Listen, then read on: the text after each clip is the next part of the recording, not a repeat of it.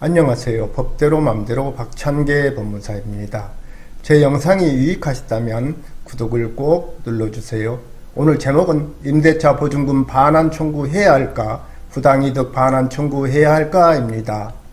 한평생씨는 홀로 자녀를 키우면서 온갖 고생 끝에 돈을 모아 서울 한 지역에 3층짜리 총 6개 호실의 다가구 주택을 지었습니다.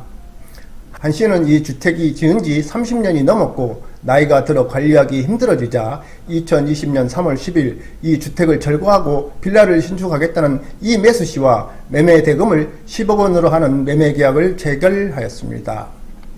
그 당시 5개 호실은 보증금 2천만 원 정도에 월세 30만 원으로 임차인들에게 보증금을 내주어서 공실이었는데 나머지 1개 호실, 즉 102호는 임차인이 거주하고 있었습니다. 이 102호는 월세가 밀려 보증금이 소진되었음에도 임차인이 집을 비워주지 않는 상태로 한 씨는 102호 임차인을 상대로 건물 인도 소송을 진행하고 있었습니다. 매매 잔금일이 다가옴에도 소송은 끝나지 않았고 102호 임차인은 집을 비워주지 않고 거주하고 있었습니다. 한 씨가 102호 임차인을 상대로 제기한 건물 인도 소송은 시간이 걸릴 뿐 승소는 명백했기 때문에 승소 후 인도 집행은 한평생씨가 책임지고 해주기로 하면서 한 씨와 이 씨는 논의 끝에 다음과 같은 내용으로 합의하였습니다. 이 102호에 관하여 이 매수씨를 임대인 한평생씨를 임차인으로 하여 보증금 1억 5천만 원, 임대기간 2020년 5월 1일부터 2022년 4월 30일로 하는 임대차 계약서를 작성한다. 이 주택의 매매대금 10억 원 중 8억 5천만 원을 이 씨가 한 씨에게 지급하며 차액 1억 5천만 원은 제1항 임대차 보증금 1억 5천만 원으로 가름하되 이 102호 인도가 알려되는 즉시 이 씨가 한 씨에게 임대차 보증금 반환금으로 1억 5천만 원을 지급한다. 이에 따라 한평생씨가 이 매수씨로부터 8억 5천만 원을 지급받은과 동시에 두 사람은 이 102호에 관한 임대차 계약서를 작성하였습니다. 즉 실제로는 이 102호에 관하여 두 사람 간의 임대차 계약이 이루어진 것이 아니고 서류상으로만 임대차 계약서를 작성한 것일 뿐이었습니다. 그렇기 때문에 한 씨는 이 102호에 들어가 살거나 즉 점유하거나 주민등록 이전 등을 하지 않았던 것입니다. 그렇다면 이 임대차 계약은 통정허위 표시의 임대차 계약인 것입니다. 이는 민법 제108조 통정허위의 의사표시로 무효입니다.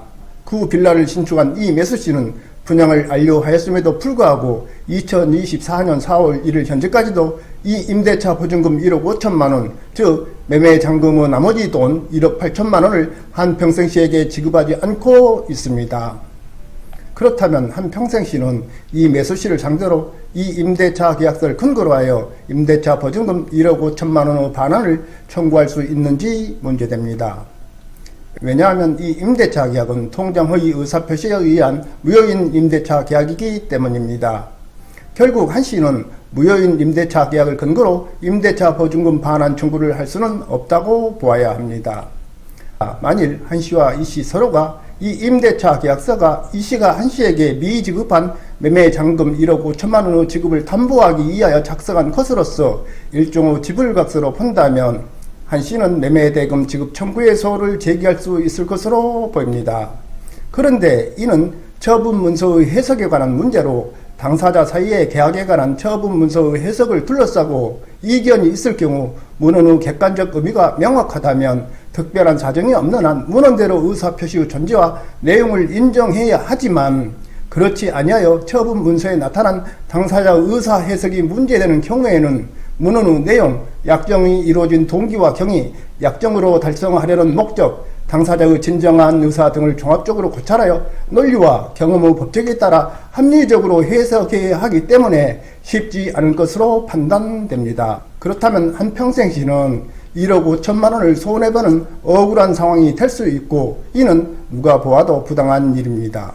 따라서 한 씨는 법률상 원인 없이 타인의 재산 또는 노음으로 인하여 이익을 얻고 이로 인하여 타인에게 손해를 가한 자는 그 이익을 반환해야 한다는 민법 제741조를 적용하여 이 씨를 상대로 부당이득 반환 청구의 소를 제기해야 한다고 봅니다. 이는 1억 5천만 원이 누구에게 귀속되어야 하는가라는 근본적인 문제로서 1억 5천만 원은 이 다가구 주택의 매매 잔금으로 당연히 한평생씩에 귀속되어야 하고 이 매수시가 이를 갖는 것은 부당하기 때문입니다.